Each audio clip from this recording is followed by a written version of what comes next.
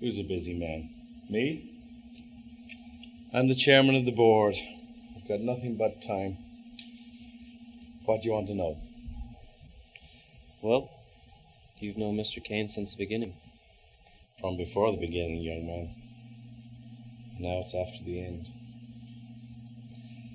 Anything you want to know about him, about the paper? Actually, I was hoping you could tell me the meaning of his last word. That rosebud. Maybe some girl. There were a lot of them back in the early days. Some girl he knew 50 years ago. He decided to bring back up on his deathbed.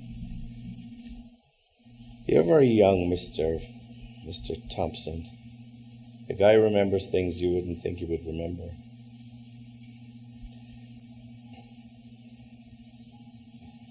You take me. One day back in 1976, I was crossing over to Jersey on the ferry. As we were pulling out, another ferry was pulling in. And on that ferry was a girl standing, waiting to get off. In a white dress she was. And she had a white purse. I only saw her for a second, and she didn't see me at all. But I bet you not 1 month has passed since then that I have not thought about that girl. Do you know what I mean? Yeah. Well, what are you going to do about this rosebud, Mr. Thompson? Calling on everybody who knew Mr. Kane. That includes you, Mr. Bernstein. And who else have you been to see? Well, I went to Atlantic City. Susie. Yeah, I called her myself the day after he died. I felt somebody ought to. She couldn't even come to the phone. You know why that is. Sure. I'm going back there. Who else did you see? Nobody else.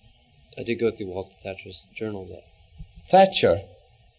That man was the biggest damn fool I ever met. He made a lot of money, though. There's no trick to making a lot of money if all you want to do is make a lot of money.